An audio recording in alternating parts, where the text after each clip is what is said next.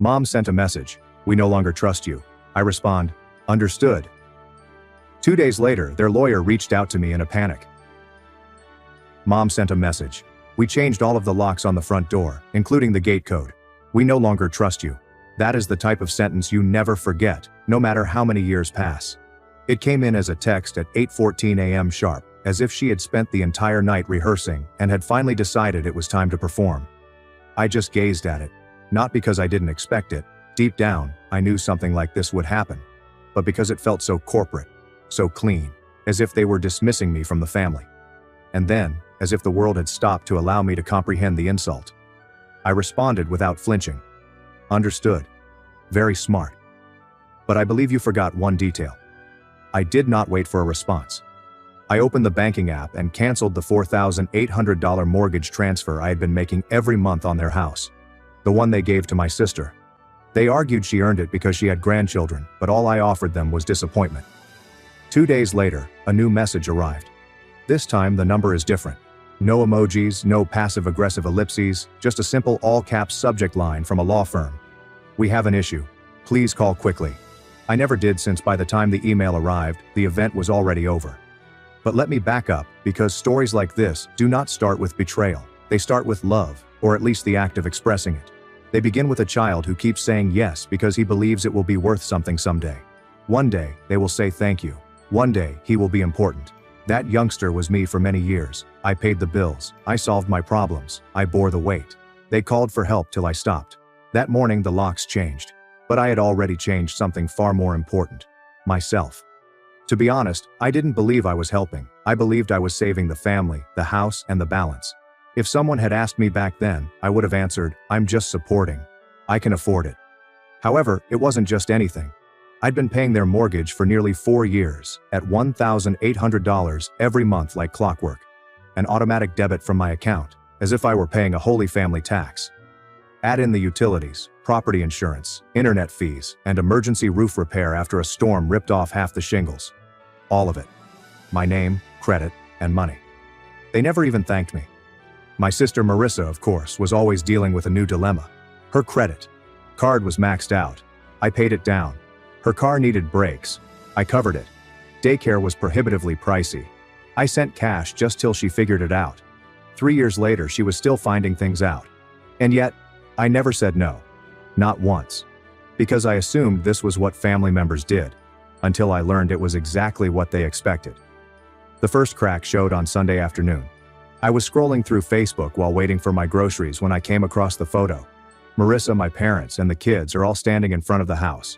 The house I was paying for, holding a sign that read, Home Sweet Home. Marissa's present. My mother's caption read, So proud of our daughter for building a future we can all share. This home is in the right hands. I had to reread it. Marissa's home. Right hands. There was no acknowledgement of me, no tag, no photo credit, not even the passing phrase. We're grateful for Jordan's support. Just them, smiling on a porch I had paid for. The comment section was a riot of emojis, hearts, and claps. She's such a powerful woman. You are lucky to have her. She's an incredible support for your family. Even my aunt said, Marissa, you deserve every inch of that house. I wanted to throw my phone away, but I didn't. I just stared at it, like if it were a bruise that I wasn't ready to touch. A few days later, I called the bank to confirm something, just to make sure the mortgage was still in my name. It was, but then the woman on the phone nonchalantly stated, Looks like there was a request submitted last week to change the primary contact to a Miss Marissa Harper. My heart stopped. They didn't finish the verification, she explained. But the documents are being processed, I said before hanging up the phone. Then I examined my statements, which is when I noticed it. There's an extra $2,400 missing from my checking account. A transfer to a card I did not authorize. I recognize that number. Marissa's emergency visa. I once bailed her out while she was temporarily unemployed 2 years ago. I messaged her quietly. Me. Have you used my card again? Marissa. Jordan, don't make this a thing. We needed groceries and the children needed shoes. I assumed we were still sharing that one. Me. No, we were not.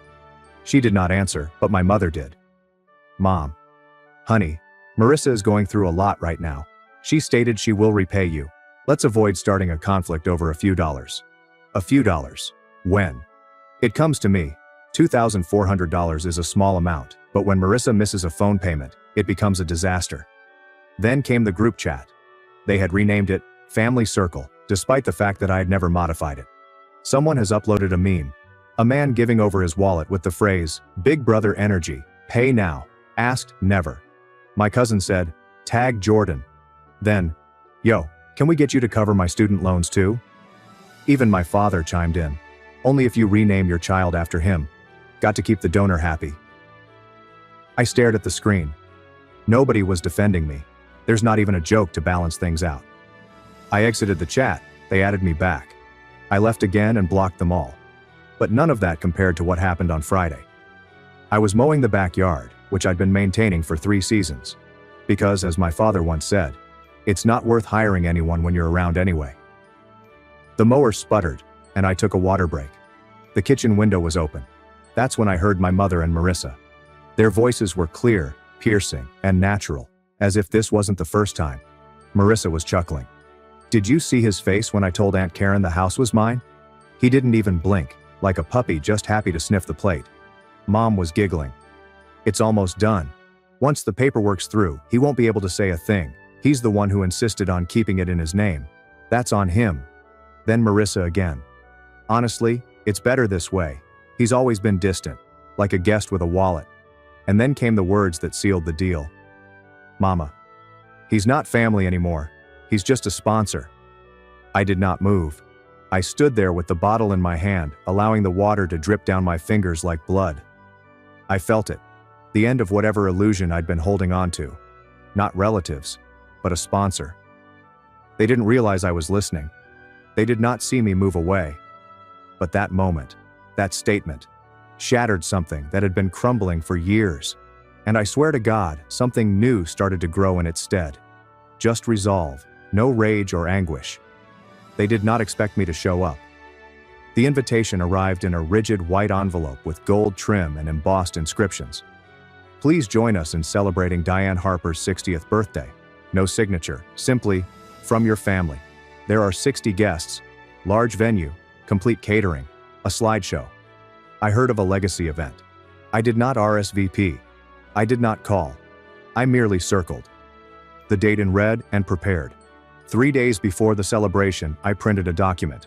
$311,115.84. Total financial contributions include mortgage, utilities, repairs, and insurance. Each line item includes the date, purpose, and a copy of the bank transaction. I saved it on a USB drive, along with the audio from the open window. He is no longer family. He's only a sponsor. Screenshots of group discussions calling me a wallet. Photographs of receipts. The email in which my sister submitted paperwork to have the house transferred totally to her name. If she owned the house, she was also responsible for the loan. I messaged my grandfather that morning. He didn't respond. I did not need him to. The venue was just what I expected. White linen tables, big 6-deep balloons, a projector showing baby pictures and beach trips, waiters in black ties, cousins in cocktail dresses, and my mother in an emerald green gown standing in front of a placard that read, "A house is not a home without family." I almost laughed aloud. I arrived 15 minutes late on purpose. When I walked in, people's heads turned. Some smiled, while others stiffened. Marissa caught my sight, blinked twice, attempted a grin, and returned to the crowd. I did not wave or anything, just took a seat at the back. They did not squander time. Marissa gave the opening address. We talked about sacrifice, love, true family. Someone mentioned how this year had brought us closer together. The screen behind her displayed a photograph of the house. The caption reads, "Built with love. Passed down on purpose. No mention of me." Then came the toast. My mother took the microphone, dabbed her eyes, and looked around the audience like a queen giving her final blessing. "I'm proud of my daughter Marissa. She's shown what legacy truly means, and I'm grateful that this home, our home, will stay in the right hands." Applause, smiles. Until I stood up and gently approached the microphone. "I wasn't going to say anything tonight," I said softly. "But since we're talking about legacy, let's do the math." The projector flickers briefly before beginning to play audio. Mom's voice. "He is no longer family. He is just a sponsor." Marissa says, "Like a puppy sniffing the plate." Gasps. Several people sat forward. A woman dropped her wine glass. I clicked again. The screen has changed. Screenshot. Group conversation. Tag Jordan. Only if he names his child after the bank. The ledger comes next. $1,800 times 48 months. Repairs, maintenance, property tax. If this house now belongs to Marissa, I informed her, then I'm here to present a bill, not a favor, a debt. I held up the printed invoice, 211 pages, stapled. Silence. Then, "Are you serious?" Marissa exclaimed. "Dead serious," I said. "Unless you want to call it theft." "It was a gift," my mother snapped. "Funny," I remarked, moving closer. "I didn't sign a gift certificate. I signed every check." My father stood up as if about to launch. I turned to face him. "Want to talk about the loan application you filled out using my name as a co-signer without telling me? Because I've got that too." He sat back down. That is when the door opened, and my grandfather walked in. He didn't say anything at first. I stepped directly to the front of the room. All 60 guests watched as he took the microphone, glanced around, and spoke slowly. "You raised a thief," he added, staring at my father. "And a coward. You tried to bury your son in silence. But the thing about mud is, it doesn't hide footprints for long. The trust is yours now," he added, looking at me. "The one your father tried to redirect. I changed it last week. Marissa's name has been removed completely." Gasps again. My mom's face cracked. Marissa's knees buckled. She used the back of a chair to stabilize herself. "You want a legacy?" Grandpa asked, staring directly at them. "Earn it, the hard way." He dropped the mic, literally, and walked away. I placed the printed invoice on the gift table, between a stack of boxed wine and family photo albums. "You changed the locks," I announced loudly enough for the back row to hear. "I changed my future. I'm not your donor, I'm your debt collector." Then I walked out. Did not stay for cake, did not shake hands. I didn't look back. The celebration was over, and so was the falsehood. The next morning, I awoke to 57 unread texts. The first came from my mother. "You embarrassed me for my birthday. You mocked your own blood." Then my dad. "I don't care what you believe you are owed, you will not see a single penny." Then, as usual, Marissa uploaded a black screen on her Instagram story. "Some wounds come from those who were supposed to heal you." The comments accompanying her final shot were a parade of ambiguous sympathy. "You do not deserve this. Mama. Stay strong. Family will ruin you more quickly than strangers." None of them realized she had called me a pocketbook from behind a locked window. Neither of them had seen the invoice, but somebody else had. 2 days later, I received a call from an unknown number. I responded out of pure curiosity. "Greg Harper." The speaker said calmly and clearly. "My name is Philip Grant. I'm an attorney representing your parents. I'd like to discuss a potential financial resolution." I did not speak. "They're not looking for a lawsuit," he explained. "They want this to go away quietly. No press, no social media. In exchange, they're willing to offer a settlement." I slumped back in my chair. "Let me guess," I replied. "Half the amount I'm owed in exchange for silence?" "A reasonable amount," he remarked, "given the informality of the arrangement." I nearly laughed. "Philip," I replied, "I have every receipt, every deposit. I have audio of them mocking me. I have their voices on tape admitting what they did." "I'm aware," he replied stiffly. "That's why we're calling." "Then here's what we'll do," I explained. "Full repayment, every cent. Or I file a public claim and attach the audio as evidence. You've got 72 hours. He paused. "Understood. I'll be in touch." Exactly 72 hours later, the wire struck. $311,115.84, labeled as reimbursement settlement. No further liability is admitted. It did not come from my parents. Not even Marissa. The sender used a private business account registered to someone I didn't recognize. Probably a loan shark or a worried friend of my father's. That made things even better. I printed the transaction, filed the papers, and saved it 6 different times. I didn't respond, thank them, or say anything. I was not there to make peace. I was there to get paid. A week later, I shared a video. The background is clean. There is no rage, only clarity. Some argue that closure is about forgiveness. A wire transfer marked the end of the process for me. $211,723.84 is the cost of 4 years of silence, obedience, and funding another person's fantasy. They refer to me as a sponsor after first calling me family. Now they may say I'm settled. I blurred the account numbers while leaving the total visible.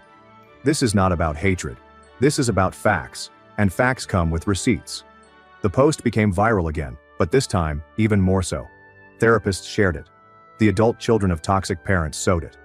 One guy DM'd, stating it encouraged him to cancel his mother's auto lease. I did not respond. That day, my father left a voicemail. So, that's it? Do you honestly believe that? Money can heal everything? Do you think you've won? You are no longer part of this family. I deleted it without hearing the rest. They had changed the locks. I altered the terms. Now I reside in a tiny modern apartment with large windows and complete silence. There's no family group chat, no late-night calls for immediate assistance. There are no guilt trips disguised as concern. People occasionally question if it hurts to be done with them. It does not. Because the reality is, I'm not finished. I am free. Freedom costs exactly $311,115.84. People keep asking if I am feeling lighter now. If cutting off my family provided me peace, closure, or whatever word people like to say when they mean it, did it work? The answer is easy. I do not feel lighter. I feel more clear. Because calm isn't necessarily synonymous with weightlessness. It sometimes comes with gravity, a grounded, firm sense that you're finally on your own side. After everything, they vanished precisely as I predicted. No calls, no letters, no, we miss you. Just silence. Not the sort that hurts, but the kind that affirms the truth. I was never their son. I was a service member, and when I stopped working, I stopped mattering. 2 months later, I finally learned to love mornings, the way sunshine seeps through clean windows, the sound of coffee spilling, rather than texting. There are no group conversations begging for favors. Number. Can you transfer stuff quickly? No passive-aggressive. Guess who hasn't phoned their mother recently? My phone is quiet. My hands are steady, and I've stopped waiting for people to inquire how I'm doing, unless they actually care about the response. People who only know a part of the story continue to ask, but they're your family. I nod. Yes, just as a cage remains a home if you've never known anything else. But I stepped outside, and the air out here doesn't demand proof of my usefulness. I don't tell the entire tale anymore until someone has earned it. There's no excitement in retelling trauma, only exhaustion. So today, when people wonder why I'm not close to my family, I just explain that I stopped mistaking access for affection. That typically shuts them up. I used to check my previous accounts to see if anyone had reached out. They did not. Not once. No apologies or explanations. Not even a guilt trip passed off as care. There was nothing but silence, as if I had never existed. Like $211,723.84 of my existence was an administrative error. That they corrected by eliminating me. Fine. Allow them to pretend. They excel at pretending. What is the worst part? They undoubtedly believe I still care. That I'm out here stewing in rage, waiting for an apology, secretly hoping they'll change. I am not. I have seen them for what they are, and when the mask slips that far, you don't wait for it to come back on. You walk away. You do not check your rearview mirror. Forgiveness. Number. That's a word people use as a blanket when they're feeling guilty and want your comfort without having earned it. Forgiveness necessitates acknowledgement, accountability, and regret. They provided none of that. So I'm not returning anything. My therapist once asked me, "What would you say to them now if they were in front of you?" I thought about it. I sat in that chair, breathing gently, trying to visualize their faces, those familiar masks formed over years of denial and deception. I said nothing. I wouldn't say anything because it would imply that they still have access. But they don't. There is no key anymore. There is no emergency contact. There are no bank accounts with shared permissions. No numbers were saved, just in case. I removed all traces of them from my life. Not out of spite, but because of necessity. That is pretty much how survival works. It does not come with fireworks. It simply comes with locked doors and a clean slate. Sometimes I imagine them telling people I cut them off because of money. I was always distant, that I had lost it. Sure, let them. Allow them to keep their softened and flattering versions, in which they are victims of the ungrateful child who dared to say no. They need fiction. I have the facts. Facts don't beg. They don't whine. They don't tremble under inspection. Facts sit stationary. They wait. They endure. Just as I did. Now, I live. Not in a fairy tale. Not in retribution. Just life. Real. Boring. Mine. I work. I rest. I laugh when it's funny. I eat when I'm hungry. Not when I'm asked to attend a family meal where I'll pay the tab and be forgotten. I remember my mother telling me years ago that if you ever left, we'd fall apart. And she was correct. They did. But I did not. I am not broken. I am not bitter. I am not waiting. I'm just finished. Not as a warning. Not as a statement. As a fact. Like a locked phone. Like a clean inbox. Like a phone number that rings once and goes nowhere. No forwarding. There is no comeback. It's just me. Whole. And free.